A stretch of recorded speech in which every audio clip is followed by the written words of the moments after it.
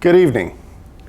My name is Assistant Town Manager Patrick Moreland, and I'm here tonight primarily to introduce Moss Kahler.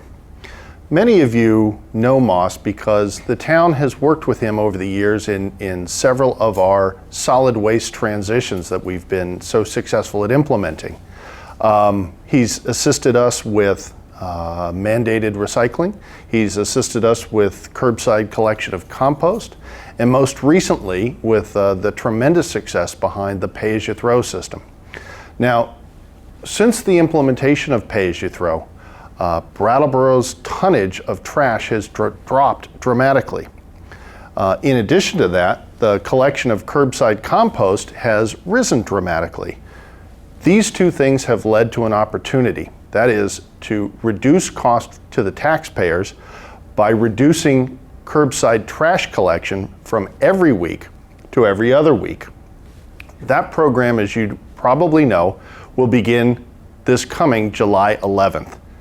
Each home will be on an A week or a B week pattern, and you should have received by now some information in the mail indicating whether your home is at an A week or a B week. Along with that should have been a calendar that shows the A weeks and B weeks for the rest of the entire year. If you haven't received that information and would like to, please feel free to contact the town of Brattleboro at 802-251-8103 and request that information. Or if you have any other questions about the A week and B week transition. But as most of you, I believe, by now recognize, your personal success with this transition to every other week trash collection is going to be dependent upon your ability to participate with recycling and composting. Now, these programs are easy to take advantage of, and Moss is here this evening to help walk us through some of the ins and outs and the details. So I'm going to turn it over to Moss. Hello. I'm Moss Kahler, Brattleboro's recycling coordinator, and as Patrick mentioned, a great opportunity in Brattleboro that no other town in Vermont has is our curbside compost program. For people who have been participating in this program over the past year or more, they have very little concern about going to every other week trash collection. And the reason is most of those people do not put out trash every week anyway, because they have so little trash. And why do they have so little? Because they are good recyclers, and more importantly, they are participating in the curbside compost program. That also takes the more smelly items out of their household waste stream. The food scraps, kitty litter, and such. And with those items are going to be picked up every week. We do want to make it clear that even though trash is now going to be picked up every other week on, as Patrick mentioned, the A-B schedule, recycling and compost will continue to be picked up every week. And that gives you the opportunity to put the smellier items, food scraps, kitty litter, as I mentioned that, meat, fish, bones, and I'll talk about some of the different items that the compost program accepts. And that leaves, once you've taken the recycling and the food scraps out of your trash, it leaves non-smelly items like filmy plastic and containers that you can easily wash out and things like that. And even though Brattleboro has been very active with their recycling program and curbside compost now for several years, there are still people who are confused about a number of different items. And there are some common mistakes that are made, and it's easy to understand why those mistakes are made. And I want to review some of that so that you who are watching at home may better understand what items go in what bin. Remember, our choices are recycling, compost, and lastly, trash. And as you assimilate and learn these different items and what goes where, it becomes automatic, and you really don't have to spend a lot of energy thinking or referring to a list or going to a website, even though those lists and websites are available. But before you have this all assimilated in your household, and you might find some items confusing, it's best before you just, without thinking, throw something in the trash, think about first, could this be recycled? And if it can't be recycled, then the next choice is, can it go in the compost? And if it can't go in the recycling, and it can't go in the compost, then your only choice at that point is to go in the trash, which will be every other week now. But let me first talk about items that can go in the compost. And we have some representative items here that can go in the compost. And anything you eat, vegetable, any plate scrapings. If you don't finish your dinner, you can scrape your food into the compost. Meat, fish, vegetable peelings from food preparation, eggshells, coffee grounds, tea bags, the coffee filters, those can all go in the compost. And a lot of people put these items already in their backyard compost. But there are some things that are accepted in the curbside compost program that we do not recommend that you put in your backyard pile.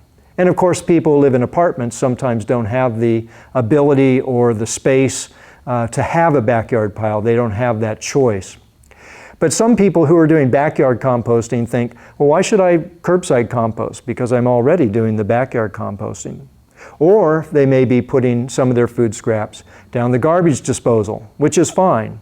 But there's still many, many items that will not go in your backyard pile and cannot go into the garbage disposal that can go into the curbside compost.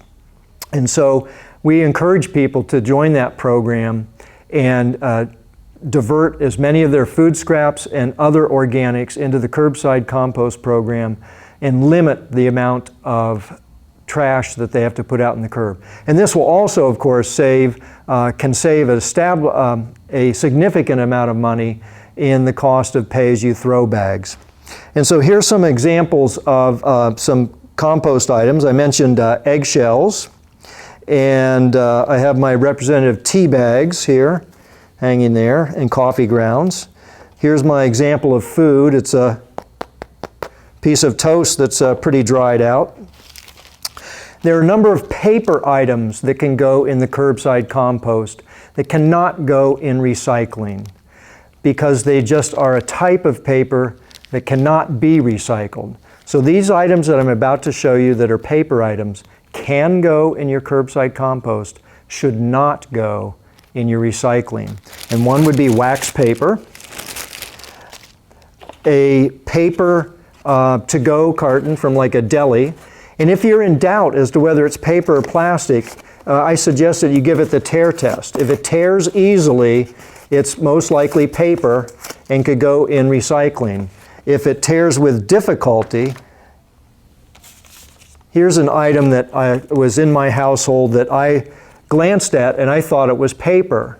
And I tried giving it the tear test, and I discovered that it was plastic. I can't tear it. And so this has to go in the trash. But if you're in doubt as to whether something's paper or plastic, give it the tear test.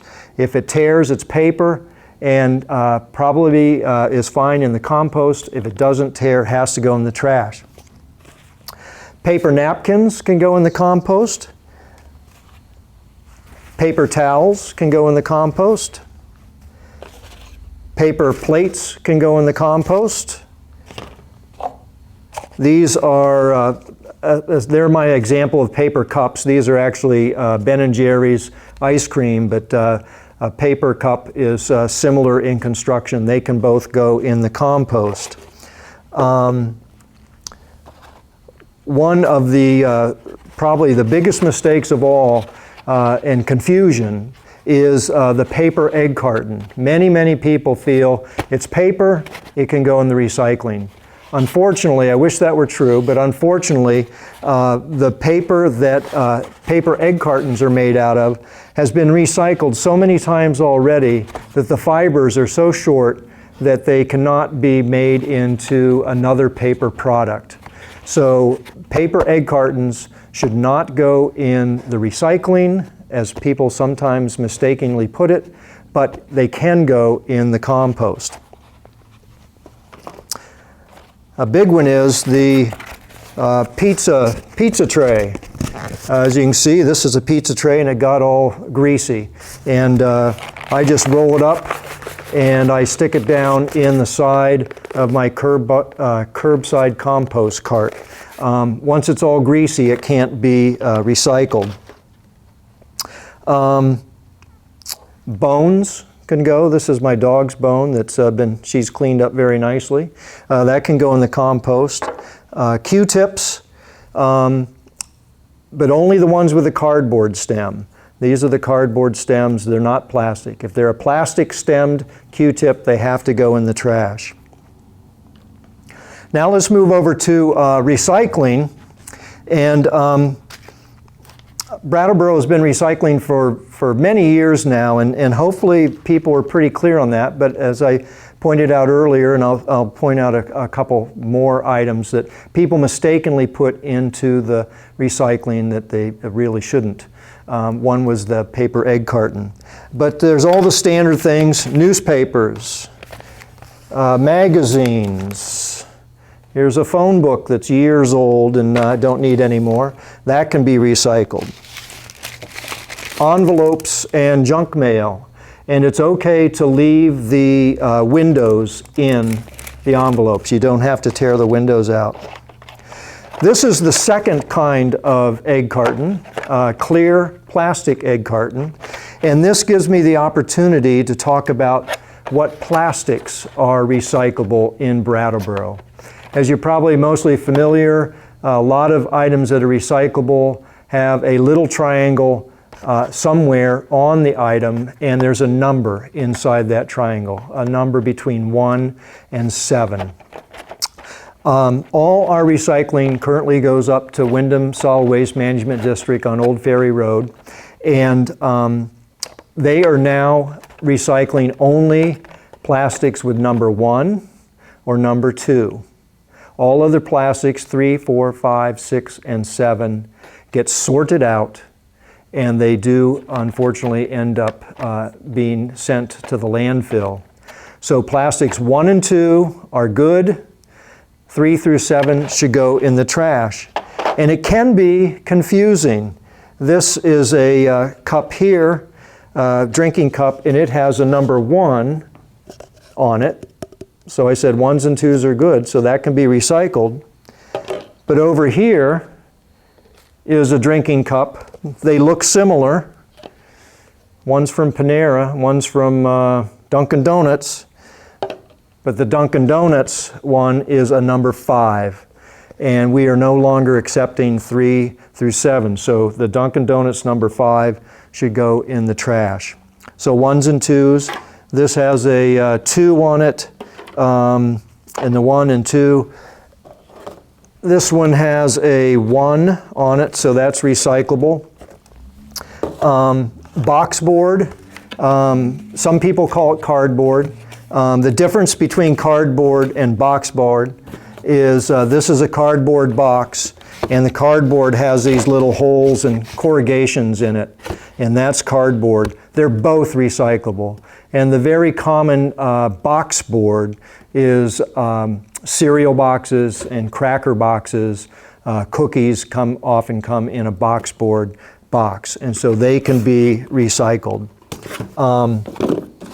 Very common, I'm sure, in many households is your standard milk carton, or this with spring water. Either case, they're both a number 1 and can be recycled. A year ago, 1 year ago, this July, the state of Vermont mandated that aluminum foil and aluminum baking pans should be put in the recycling. So this is an aluminum pie pan, or it could be a baking pan. It can go in the recycling. Aluminum foil can go in the recycling.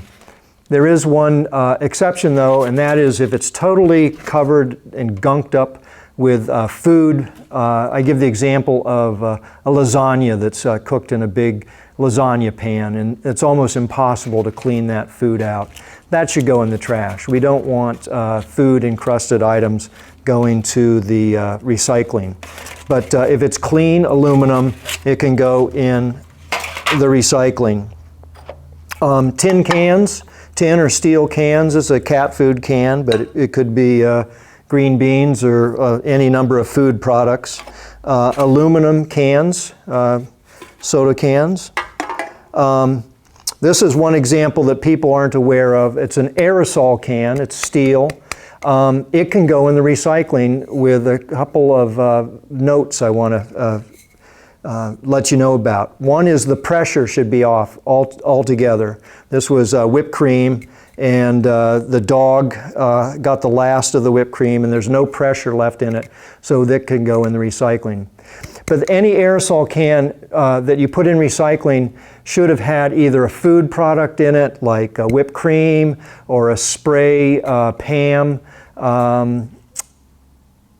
or a hair product like hairspray.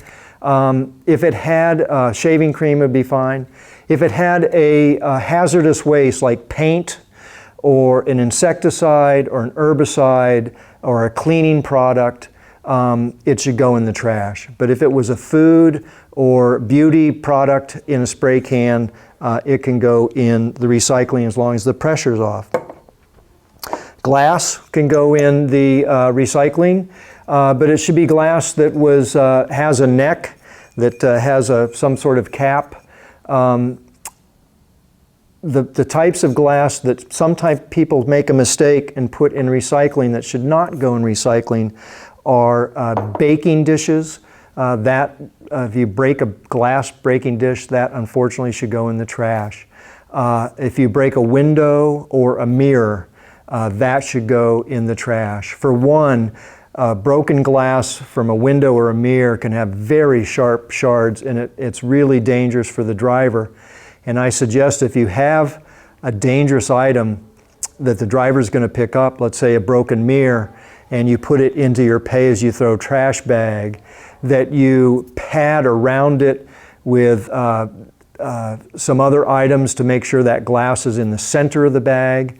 And I suggest also that you maybe put a note on the bag to the driver that the trash contains broken glass, and he'll be more careful in picking it up. It would be a shame to have a driver get a serious laceration from picking up trash.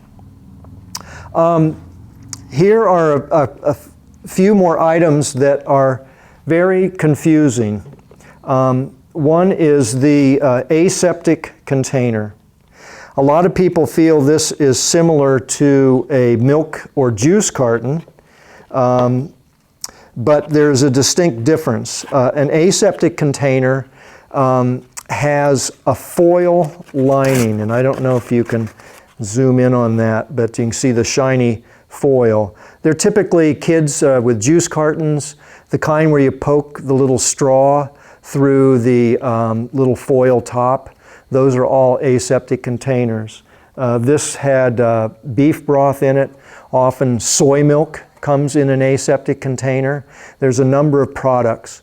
And the aseptic container may be a wonder product of packaging to keep a product with a long shelf life and keep it fresh for a long time until someone buys it and consumes it. But it's terrible. It really cannot be recycled.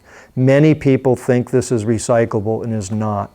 Aseptic containers always, always, always go in the trash. And if you're in doubt, poke a hole in it carefully with a knife or whatever and look inside and see if it has a foil lining.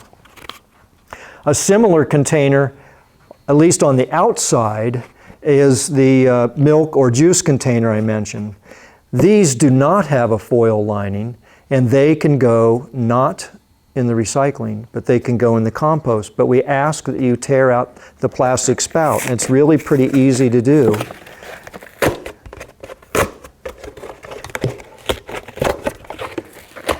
You tear out the plastic spout, and the plastic spout goes in the trash.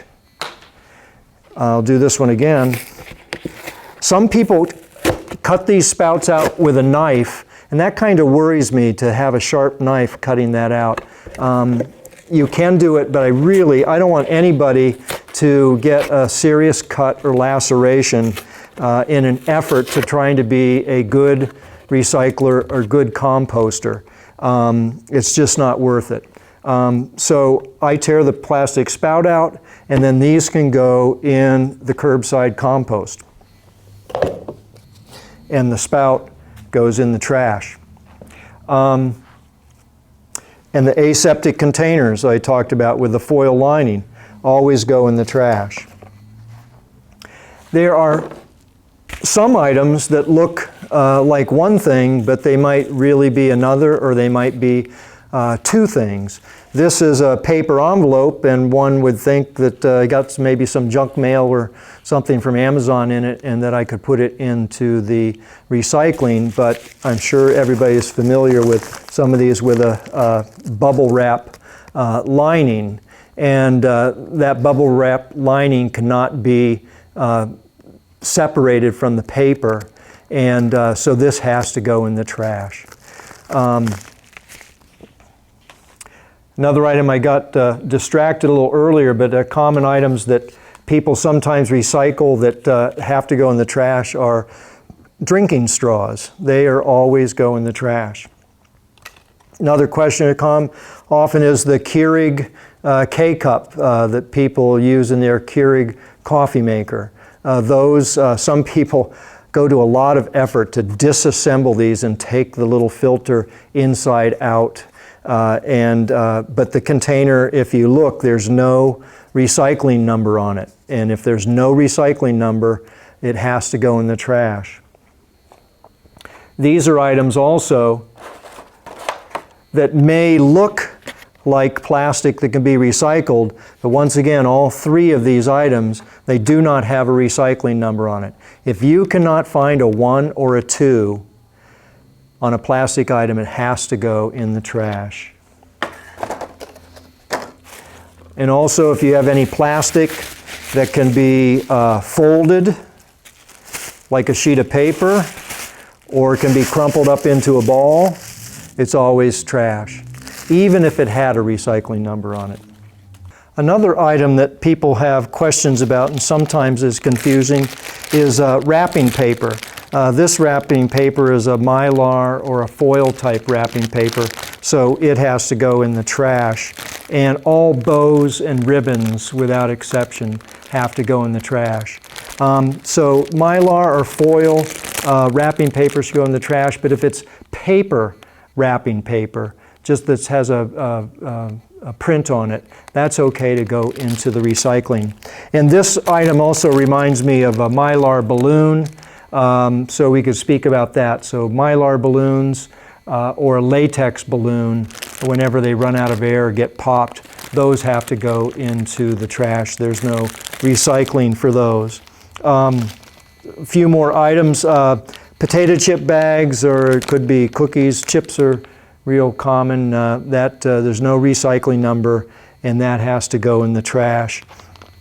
A very popular item with a lot of people, almost dropped it, is a yogurt cup. Yogurt cups are all a number 5, and since we only take 1s and 2s, the 5s have to go into the trash, unfortunately. Another item that I get a lot of questions about are ropes and strings and cords. People may say, well, you know, the rope is made out of hemp, and hemp is an organic product which would break down in the compost pile. Or string might be cotton, and they'll say, well, that could be composted. But it gets too confusing, because even an item which you may think is 100% organic might be interwoven with nylon or a plastic portion. This is clearly a nylon rope. And it also makes a problem that it gets caught up in equipment and can cause downtime. So you can imagine a big wad of rope could be a problem to handle. My wife is a knitter, and she'll have scraps of yarn left over, and this falls in the same classification as ropes and strings and cords. It often has a man-made component in it. It's not 100% wool, and once again can gum up equipment in the MRF or in the composting operation. So it has to go in the trash. But if you know a knitter who you might be able to share your scraps with, that's a good use. It's always, if we can reuse things as opposed to recycle or compost or throw away, if we can use something again, that is the best thing of all. And a great place to take items that maybe someone else could use that you are not using. Maybe your children have grown up and you're not using something anymore, and you would like, instead of throwing it away, you'd like hopefully that someone else might be able to use it, is take it to the swap shed on Old Ferry Road at Wyndham Solid Waste Management District. It's open Saturdays from, is it 8 or 9? 9. From 9 to noon. And you can take all sorts of things there. There's volunteers there. You just drive up. They'll look at what you have, and my guess is that all or most of what you take to the swap shed they will accept, and they'll certainly tell you if there's some items that they wouldn't take. They wouldn't take a mattress, for example, and I don't think they'd take upholstered furniture. Which reminds me about upholstered furniture and mattresses and kids' toys and whatnot. Very often you'll be driving down the street and you'll see some stuff on the curb with a nice sign that says free stuff, and it certainly seems like this is a good way to get rid of items that you might have in your household that you think someone else can use. But I'm also sure that many of you, if not all of you, have seen stuff that's been put out with a sign for free, and it sits there day after day, week after week, sometimes month after month. And people should not abuse this ability to put stuff at the curb. If it's not picked up probably on your first weekend, take it back, either put it back in your house, put it in your trash. You might try the swap shed, which is maybe a better place to start instead of your curb. Once it sits there for some time, it actually violates a town ordinance. You risk getting a citation from the town. Your neighbors are not going to be happy about seeing those items at the curb. If it's upholstered furniture and it gets rained on, it gets ruined anyway and is of no use to anybody. So it really needs to go to the trash if it can't be, if it isn't taken in short order. Now I want to talk about what I call disassemble. These are items that are made up of maybe one item that can be recycled and another item that cannot be recycled. And I just take them apart if they're easy to take apart. Once again, I wouldn't recommend that you spend too long a time taking something apart, or especially get out scissors or knives to try to disassemble something and maybe risk injury. This is one item that has a paper sleeve and a piece of plastic. The piece of plastic has no number on it, so it's not a 1 or a 2, so it goes in trash. But the paper item can go in the recycling. A lot of items come on a piece of box board that can be recycled, but they have a piece of plastic glued over the product. But some of them are very easy to remove the plastic item, and so you're left with box board that can be recycled, and the plastic item, which no number 1 or 2, and that goes in the trash. One of the easiest disassemblies of all is the cereal or cracker box. It just has a plastic bag liner and then box board that can be recycled. Now when I was a kid, this liner was actually wax paper, and you could tear it easily, and it was exactly wax paper, which can be put in the compost. But these days, all the lining bags in cereal and crackers and cookies are plastic. And once again, if you're in doubt, try to give it the tear test. And this does not tear. If it were wax paper, it would tear easily. But it's plastic. So this plastic, as I mentioned, if it can be folded, it has to go in the trash, but the box can go in the recycling. Here's an item, cling wrap, or it might be, some people call it saran wrap, or it could be aluminum foil. It has this metal cutting edge on it, which we do not want to put into the recycling, but it's easy to tear off, and then you're left with boxboard. So you can tear off the metal cutting edge, it's quite easy to do, and put the piece of metal in the trash and put the boxboard in the recycling.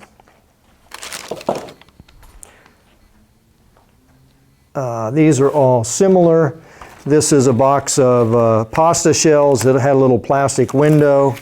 When you tear the box open, it's very easy to remove the little plastic window, and then you're just left with the boxboard. Boxboard can be recycled, and the little plastic window can go in the trash. These are all the same. Another bag and a box. One question I get are books. I have a hardback book here, and I'll come back, and a paperback book. The paperback book can go right into the recycling. Paperback book or a phone book, a catalog can go in the recycling. The hardcover book, you need to. This is a book I want to save, so I'm not going to tear it out. But pretty often it's easy to rip the pages away from the hard cover. And so once again, I wouldn't do anything with knives or scissors, but give it a tug, and if you can tear the pages out, you can recycle the pages, and then you put the hard cover in the trash. And paperback book can go straight into the recycling. You can see our recycling pile is getting bigger and bigger, and that's what we'd like to see. Now I see a couple items here that I want to talk a little bit further about, and then I'm going to be close to being done. And one is a container like this. This is cardboard, and so you would think, well, that's a box board, that can be recycled. But it has a metal bottom and a metal rim. And this would not be easy to disassemble. This would actually require cutting tools, and it would be too dangerous. So anything that's made up of a variety of products that are a combination of trash or possibly recycling or possibly compost that cannot be taken apart should go in the trash.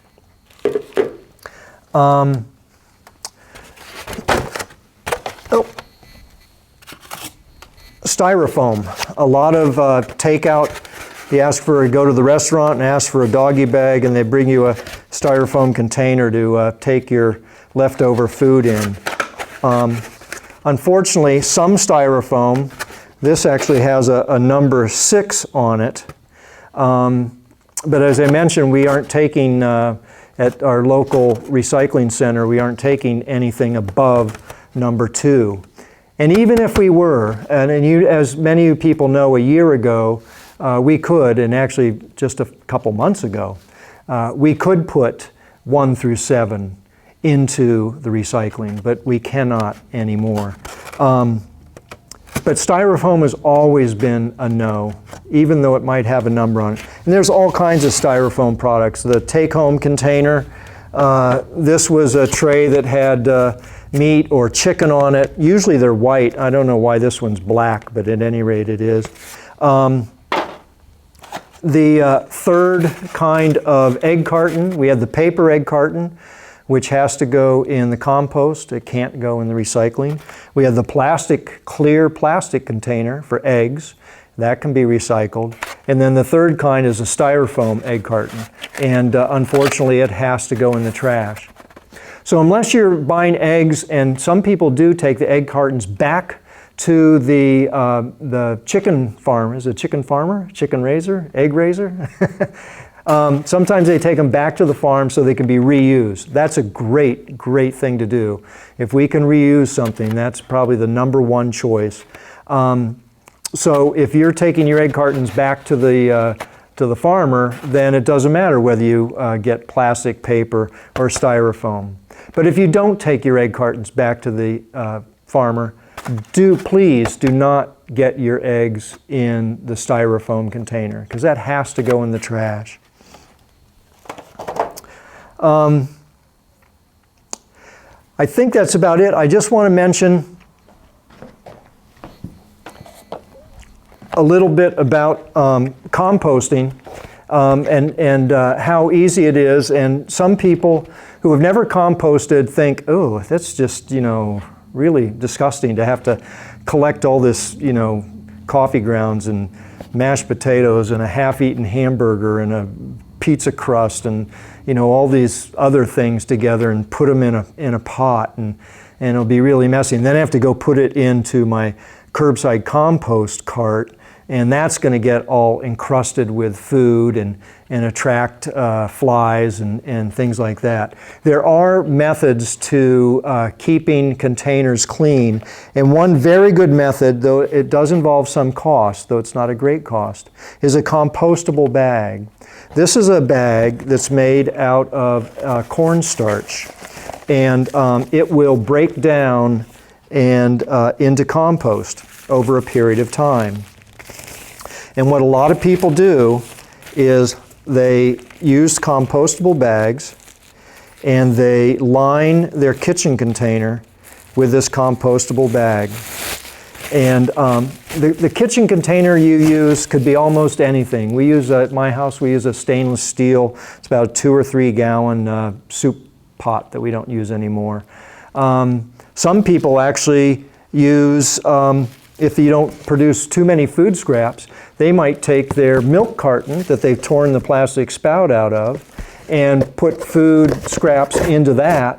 And then when it's time to take it to the curb on their collection day every week, they just take their milk carton with the food scraps in it and put it right into their curbside compost cart. And there you go. You've thrown away the container. There's no mess or fuss. But sometimes you might have too great a volume. Maybe you don't get your milk in a cardboard carton. You might get it in the plastic carton, and it's just not going to work in your household. So you might have a crock pot, a pail.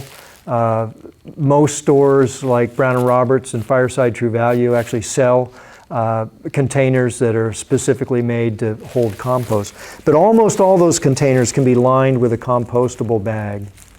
And what I do in my household is I put my food scraps into my container with a compostable bag, but the other items of compost like paper plates, paper cups, napkins, paper towels, wax paper, and things like that, I put into an open 5-gallon sheetrock bucket. And then I don't fill these so quickly, because these bags, I forget what they cost. There's 20 bags in this, and I think it costs less than $5. It might be $4 and something. Almost every store in Brattleboro that has plastic bags has these. Brown & Roberts, Fireside True Value, Price Chopper, Hannaford, the Food Co-op. They've all got these compostable bags. And I want to be clear that they should say compostable. And then I don't know if you can zoom in, but in this upper container, there's a little logo that says compostable. And that's the type of bag. And somewhere on the box, it probably says can compost in a municipal facility, composting facility. But they do cost more than a typical plastic bag. And so I don't want to fill it full of paper items that aren't smelly or wet or damp, like coffee grounds and whatnot. So I got my food scraps in my kitchen container. I got my paper compost in a sheetrock bucket. And when either one gets full and needs to be emptied, I take them both and I go to my curbside compost cart and I put in the paper items first, paper cups, plates, napkins, juice cartons, and whatnot. And after that's in the bottom, then I put my bag, compostable bag with food scraps on top of that paper. So I get a layer of paper, food, and whatnot. And so when the driver empties it, it almost always comes out 100%. I don't get a lot of food in there. Maybe twice a year in the summer, spring or fall or something, I hose it out and wash it out. But it really stays pretty clean. And the kitchen container stays clean too. You don't have a lot of food stuck in that. So that's a good way to do it. So if you want to curbside compost, there are a couple things you need to do. We've talked about what can be compostable, but it's recommended that you purchase the green curbside compost cart that I imagine that all of you have seen all around town. If a neighborhood has their trash day and you drive down a street, you're bound to have seen these green containers. They have a very tight fitting lid. We've never had problems with animals, raccoons, or even bears getting them open, or possums, so they're tight. When the lid is latched, flies cannot get in, so you're not going to have flies laying eggs into the food scraps. And they work really well. And you can pick them up here at the municipal building at 230 Main Street in Brattleboro, and go to the finance department, which is the same door that's shared with the town manager's office. So go to the finance department or the town manager's office and tell them you want to buy a curbside compost cart, and they will have them there. They're $10. They cost the town close to $20, and there's nowhere on our sweet earth where you're going to get as good a deal on these curbside compost carts as you are here. But there's one thing I do want to let you know. We've been running this curbside compost program for about 3 years now, and if we feel it's been pretty well advertised, and that people have had an opportunity numerous times to get these curbside compost carts. So starting August 1st, the town is going to charge the actual cost that the town pays to purchase the carts, which is a few pennies under $20. So the fee starting August 1st is going to be $20, which is still not a bad deal because the town buys them in bulk and they get the wholesale price, and you're still not going to be able to find a comparable container for anything around $20 or less. So between now and the end of July, you can get them for $10. After August 1st, it'll go up to $20. If you don't have $10, you don't have $20, and you still say, I want a curbside compost, you can supply your own container. You don't have to buy the town container, but we recommend it. If you want to supply your own container, the only requirements are that it be a rigid container with a tight-fitting lid that the driver can easily open or remove. A sheetrock bucket with those lids that snap on would not be a good container, because I don't know if you have the experience of trying to get those lids off, but it just about rips your fingernails off. And we're not about to be asked the driver to be doing that, especially in the winter with heavy gloves on. So that would be an example of a container that would not be appropriate. The driver has to be able to easily open or remove the lid, and it should be tight-fitting to keep at least insects out. And then the last thing is we ask that you label it compost with a paint or magic marker.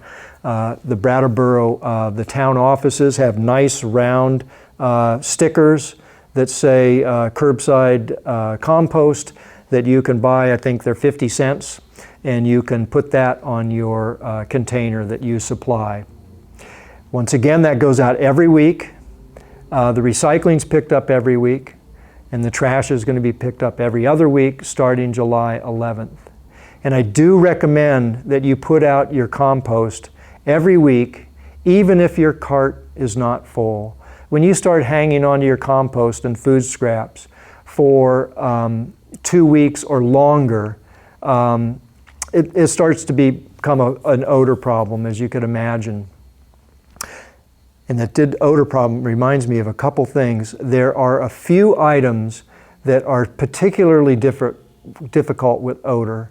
One is what I call killer onions. You know, sometimes you slice up an onion and, you know, you can handle it. It's not so bad.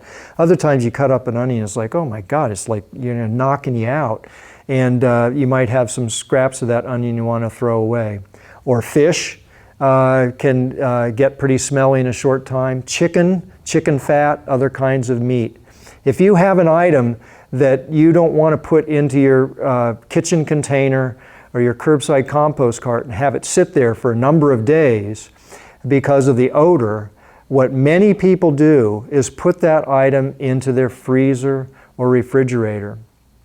Now, in my household, we did make the mistake of wrapping some of that stuff up that we were going to put into our compost, wrapping it up in saran wrap or aluminum foil and putting it in the freezer. And then when it came time to take it out of the freezer and put it in the compost, it was very hard to separate the meat or fish or whatever it might be from the foil. It was frozen. And I couldn't put the aluminum foil in there. I wrap those items in a piece of newspaper. I'll just take a piece of newspaper, or it could be almost any kind of paper, and wrap that item up in the newspaper and stick it in the refrigerator. And one item I do this often with is we buy a rotisserie chicken from Hannaford's, pre-cooked, great meal, but you can never get all the meat off of it, and you're left with this carcass. So I wrap up the carcass in a sheet or two of newspaper, stick it in the fridge, and then when it's our pickup day, I take it and just put it directly into the curbside cart, and it's as easy as could be. One last item, it's a tough one. You get some chicken breasts, chicken thighs, or any kind of meat. Chicken seems to be the worst, but it could be any kind of meat. You get it on the little meat tray. Like I said earlier, these are most often white with that little quilted pillow or blanket on there to soak up some of the juice from the meat. And this is an item, it's styrofoam. That little quilted blanket is also cannot be composted, cannot be recycled. It's going to go in the trash. So if you put it in your trash bag at home, it really does not take long before that thing really starts smelling, and it can be pretty overpowering. It's very easy to take this little tiny flat piece of styrofoam that had meat or chicken on it, along with the little blanket, and just stick it in the freezer. It's going to freeze in no time. And then when you are ready to take your pay-as-you-throw trash bag out to the curb every other week now, or you may find that you put it out every 4th week or every 6th week, whatever it is, then you just open up your freezer door. You might find however many of these, 2 or 3 or 4, stick them into your pay-as-you-throw trash bag, and then put it out to the curb with the rest of your trash. And then it's never an odor problem. If you have any questions, the Brattleboro website is a great resource. It's www.brattleboro.org. I do believe under the right-hand side of the page labeled News, there is curbside compost information and information about the every other week trash pickup. You can find the link to the list of streets. Nobody's trash day is going to change. If your trash day was a Tuesday, it's going to remain a Tuesday, but it will be every other week, an A or a B week. So you'll find on the website a list that shows Monday, Tuesday, Wednesday, Thursday. Each day, Monday will be split into A and B week. Same with Tuesday and Wednesday and Thursday. So if your pickup, for example, is on Tuesday, you just look under Tuesday, look down the A list, and look down the B list, and you'll find your street under one of those two lists. And that's how you're going to find out if you are an A or a B week. And you will be A or B week forever, unless you move to another part of town. And the first week, July 11th, is an A week. It only makes sense to start with A, and we didn't want to start the prior week because it's a holiday week because of the 4th of July. So starting July 11th, it's an A week. If you get stumped by the website or you don't have access to a computer, call the town, 251-8103. We have the list here. You can just tell them what day your trash is picked up on and what street you live on, and Callista or whoever answers the call will let you know whether you're an A or a B week. And that is also, once again, the same location you would pick up a curbside compost cart. And I think that's it. I think we've covered a lot of ground. If you have any questions, call Callista. You can also email solidwaste@brattleboro.org. Solid waste, one word, @brattleboro.org, and ask any questions. We get them all the time. And someone will get back in touch with you. If they don't have the answer immediately, they'll find the answer for you and they'll let you know, and you'll be off and running.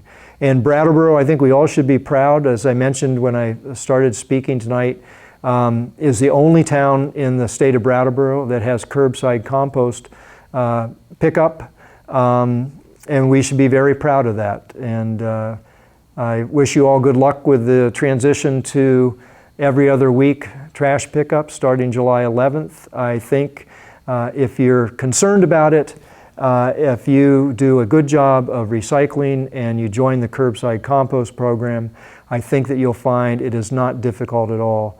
And the amount of trash you have will be small, and the amount of money you spend on pay-as-you-throw trash bags will be reduced substantially. So thank you very much, and thanks for listening.